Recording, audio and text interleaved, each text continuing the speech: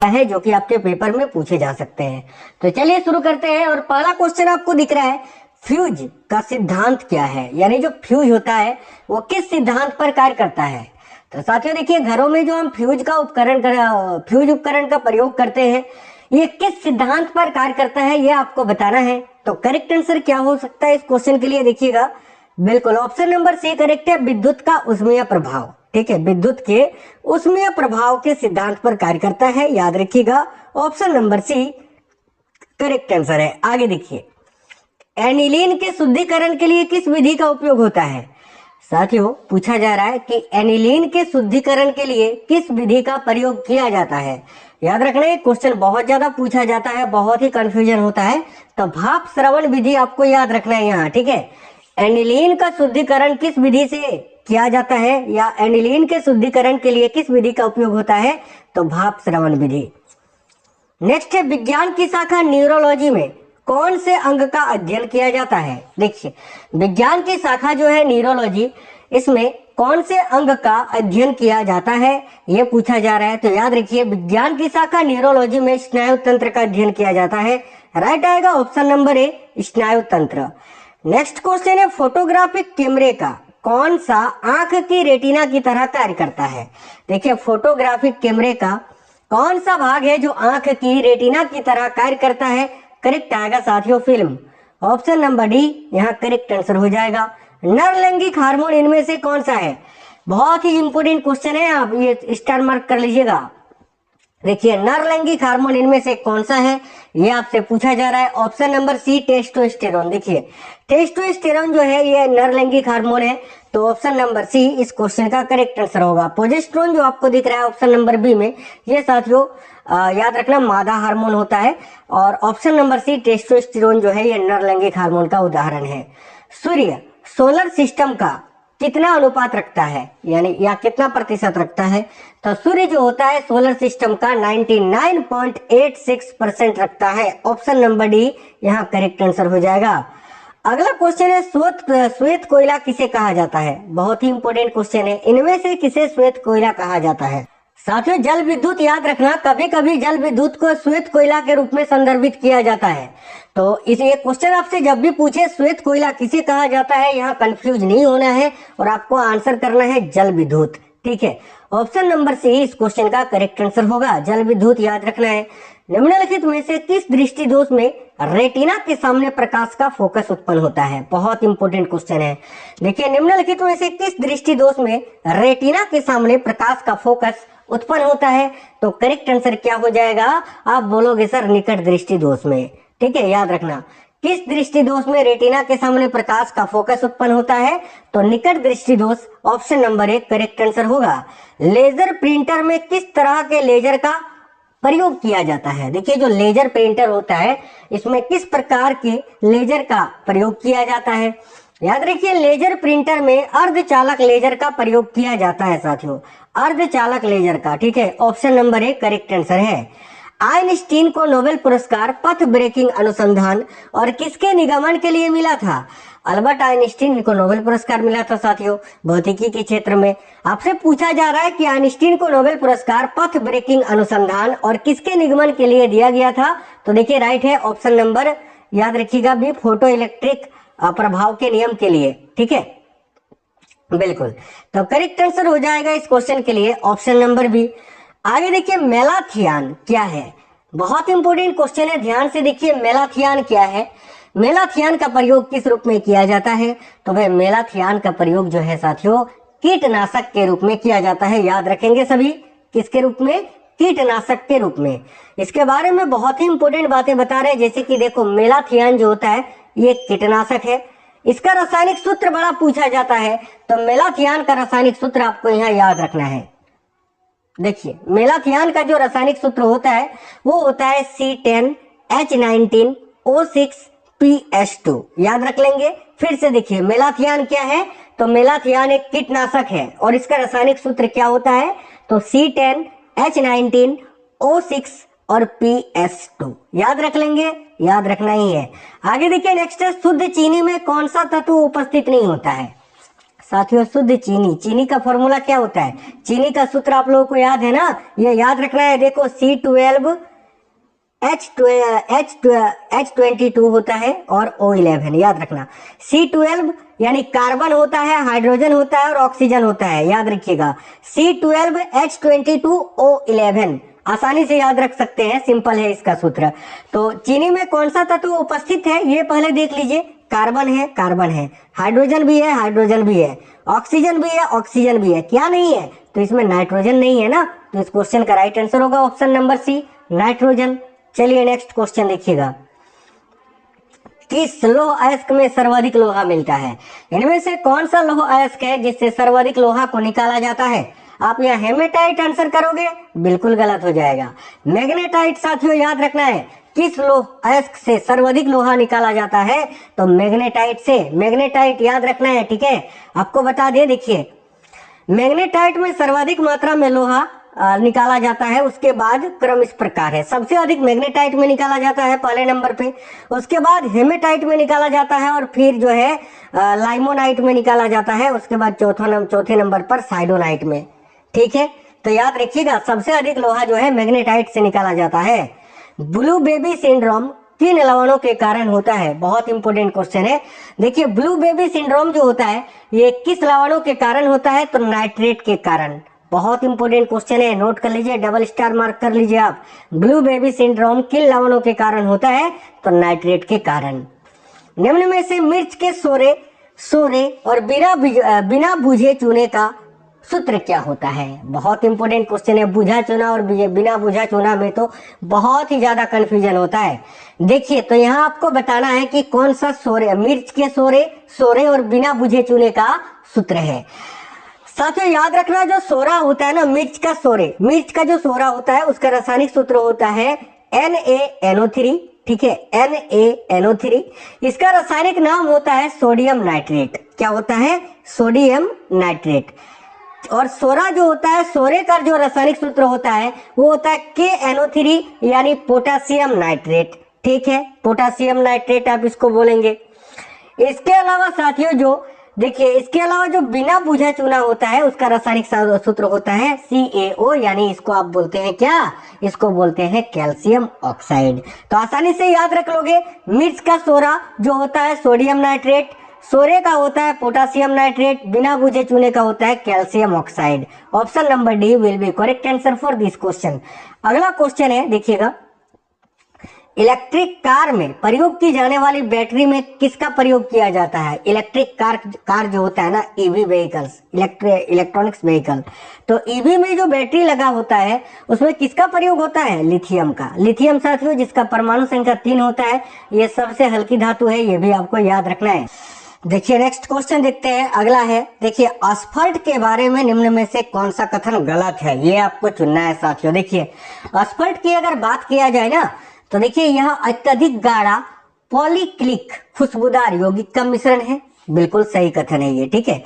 यह carbon sulphide में घुलनशील होता है, ये भी सही है। सारा का विश्लेषण असफल्ट रसायन के बारे में बताता है, ये भी सही है, यानी गलत तो कुछ भी नहीं है, ठीक है, उपरोक्त सभी सत्य है। ऑप्शन नंबर डी इस क्वेश्चन का करेक्ट आंसर होगा। ये गलत कुछ भी नहीं है, सभी कथन सही बताया गया है इसके बारे में। निम्नलिखित में से कौन ऊष्मा का सबसे कम चालक है? देखिए इनमें से कौन सा ऊष्मा का सबसे कम चालक है? तो भाई ऊष्मा का सबसे कम चालक होता है सीसा, साथियों याद रखिएगा, लेड, ठीक है। नेक्स्ट क्वेश्चन देखिएगा, गैमेक्सिन, DDT और ब्लीचिंग पाउडर किसके यौगिक है? बहुत इंपॉर्टेंट क्वेश्चन है साथियों, इसके बारे में आपको अच्छे से बता देते हैं। देखो गैमेक्सिन जो होता है ना, गैमेक्सिन, इसका रासायनिक सूत्र होता है C6H6 और Cl16, याद रखिए, ठीक है। DDT का जो सूत्र होता है, DDT का सूत्र होता है साथियों याद रखिए C14, इसके अलावा H9 और C15। ब्लीचिंग पाउडर का जो सूत्र होता है वो होता है आपका, क्या होता है? CaOCl2, ठीक है। तो इन सभी में कौन एक सामान्य रूप से मिला हुआ है यौगिक है? तो देखिए आप देख पा रहे हैं कि तीनों में ही क्लोरीन है। देखो तीनों में ही क्लोरीन है, यहाँ भी क्लोरीन है, यहाँ भी क्लोरीन है, यहाँ भी क्लोरीन है। तो गैमेक्सिन, DDT और ब्लीचिंग पाउडर जो है ये किसके यौगिक है? तो ये सभी जो है साथियों क्लोरीन के यौगिक होते हैं। ऑप्शन नंबर 1 करेक्ट आंसर होगा। चलिए अगला क्वेश्चन है, अमलगम किसकी मिश्र धातु है? तो देखिए अमलगम क्या होता है? अमलगम साथियों ये मरकरी का मिश्रण होता है या मिश्र धातु होता है, याद रखिएगा। ठीक है, यानी पारा में जब कोई धातु मिलती है तो उस मिश्र धातु को हम क्या बोलते हैं? अमलगम बोलते हैं। लेकिन यहाँ एक चीज याद रखना, ठीक है, देखिए लोहा जो है ना Fe, ये मरकरी के साथ यानी पारा के साथ मिलकर अमलगम नहीं बनाता है, ये आपको याद रखना है। आगे देखिए, लिसगिर्गिक एसिड डाइमेथिलाइड एक ड्रग है जिसका प्रयोग किस रूप में किया जाता है? तो लिसर्गिक एसिड डाइमेथिलाइड एक ड्रग है जिसका प्रयोग किस रूप में किया जाता है? तो याद रखिएगा इसका प्रयोग जो है ना साथियों भ्रामक औषधि के रूप में किया जाता है, भ्रामक औषधि के रूप में। इसके बारे में बता दें, देखिए LCD एक भ्रामक ड्रग है जिसके सेवन से व्यक्ति को सब कुछ अच्छा ही लगने लगता है और वह एक काल्पनिक लोक में चला जाता है। जैसे कि कोई अगर भांग पी लिया तो उसको सब कुछ अच्छा ही लगेगा, काल्पनिक लोक में चला जाता है ना, उसी प्रकार का एक ड्रग है, याद रखना। सीड थेरेपी किसके उपचार के लिए प्रयोग की जाती है? बहुत इंपॉर्टेंट क्वेश्चन है साथियों। सीड थेरेपी जो होता है ये कैंसर के उपचार में प्रयोग किया जाता है, याद रखिएगा। नेक्स्ट है, कौन सा मिलान सही नहीं है, यानी कौन सा एक जोड़ा गलत है, ये आपको बताना है। देखिए विद्युत चुंबक तो फेराडे सही है, जड़त्व का नियम न्यूटन ये भी सही है, विरासत का सिद्धांत डार्विन ने नहीं दिया था, यही आपका गलत है, यही आपका आंसर होगा। डार्विन ने जो सिद्धांत दिया था वो था विकास का सिद्धांत, न कि विरासत का सिद्धांत। अगला क्वेश्चन है, किस बीमारी में स्मरण शक्ति नष्ट हो जाती है? साथियों बहुत इंपॉर्टेंट क्वेश्चन है, याद रखिए। अमनेसिया एक बीमारी है जिसमें याददाश्त जो है या स्मरण शक्ति जो होती है वो नष्ट हो जाती है। अगला क्वेश्चन है, पंखुड़ियों के बिना फूलों में परागण किस साधन से होता है? तो भाई पंखुड़ियों के बिना फूलों में जो परागण होता है वो किस साधन में होता है? तो करेक्ट आएगा हवा के साधन में, राइट आएगा ऑप्शन नंबर ए हवा। नेक्स्ट क्वेश्चन है, मकड़ी का जाला किससे बना हुआ होता है? तो भाई मकड़ी का जो जाला होता है वो किसका बना होता है? तो याद रखिए मकड़ी का जाला प्रोटीन का बना होता है, option number B will be correct answer, protein. मनुष्य के शरीर में कितनी सच पसलियां होती हैं? अब देखिए मनुष्य के शरीर में सच पसलियां पूछा, वैसे तो मनुष्य के शरीर में जो है ना ट्रू जो पसलियां होती है वो पूछा जा रहा है। एक चीज याद रखना, मनुष्य के शरीर में 12 जोड़ी पसलियां होती हैं, ठीक है, उसमें से सच पसलियां होती हैं केवल 14, याद रखिएगा, ठीक है।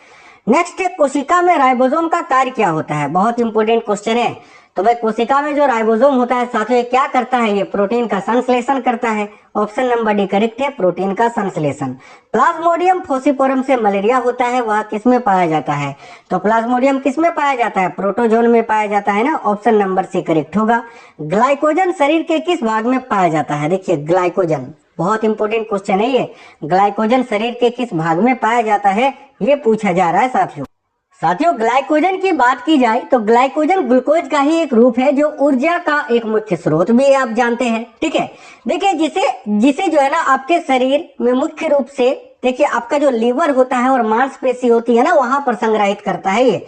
तो याद रखिए यहाँ आपको यकृत यानी लीवर दिया हुआ है, तो यहाँ करेक्ट आंसर हो जाएगा ऑप्शन नंबर बी यकृत, ठीक है। नेक्स्ट क्वेश्चन देखिएगा, एक सेकंड।